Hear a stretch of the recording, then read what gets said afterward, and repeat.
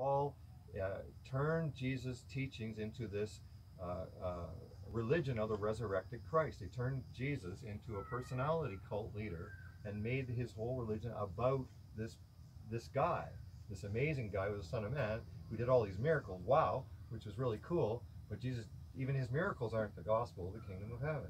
You know, he taught the two commandments, to love God. That's how we live in this kingdom of heaven. It's the brotherhood of believers.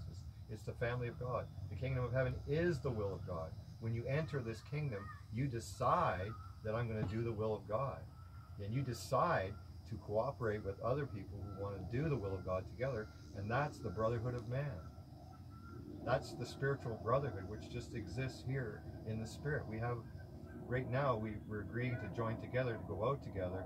We just created the spiritual brotherhood of the kingdom of heaven right here. We created it without building a building or anything, because we all want to go do the kingdom of heaven stuff.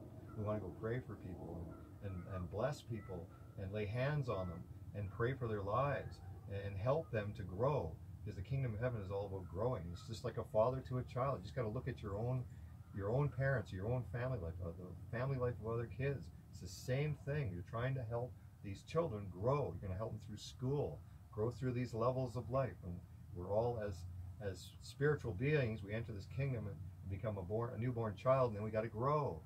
Like a mustard seed, we grow, and eventually, it takes years, eventually we'll become a big tree, and the birds will come and nest in it, and people find shade underneath it. That means you become useful, right? But you're not useful right away. Little baby children aren't useful. You two are already useful. You've graduated to that point of becoming a shelter for others. So is this one useful? Yeah, well, sorry. No. Just the table. Just the table. But Rachel and Michael have become useful to the kingdom of heaven after years, whatever their journey was. I wasn't useful at first. I was useless when I first became a believer. All I did was cry myself to sleep, and I was pissing everybody off. I wasn't useful at all. You know, I was useless to God, but He was willing to stick with me, and over all these years to now to the point that I'm useful. Right? He can use me, and then it's a whole new ball game. Yeah. I feel that. And, you know, the kingdom of heaven is a game changer. God wants to spiritually transform the individual. If you're not spiritually transformed, we're hoping that what we're doing now will spiritually transform you. It's going to spiritually transform all of us, even though we're at this point of being, it's going to make us bigger trees and bigger until we're more and more useful. This ministry we have with us and Rachel and Michael's going to grow because it's healthy. Everything healthy grows. Just got to keep watering it, work together, you know, love each other, pray together, go out, seek first the kingdom of heaven, and see what happens. I love it. Yeah. I love it a lot. Yeah. This is what Jesus came to teach.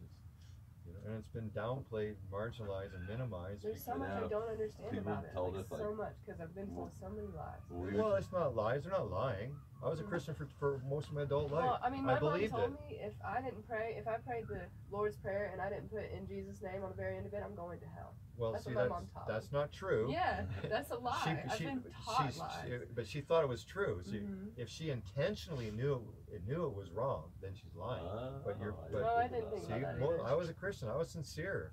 I believed every word of it. I believed it, and I went out and I preached it. I taught people, like, you're going to hell if you don't get on board with this theology, right? But it's not faith by theology; it's salvation by faith. We're not saved by our theology.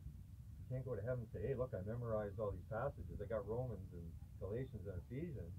Yeah, but it's by faith we're saved. We're saved now because we believe. We believe in this guy, this Yeshua ben Yusuf guy, this Joshua ben Joseph, this Jesus of Nazareth, this Son of God, this Son of Man, this Prince of Peace, this Peacemaker. The Master.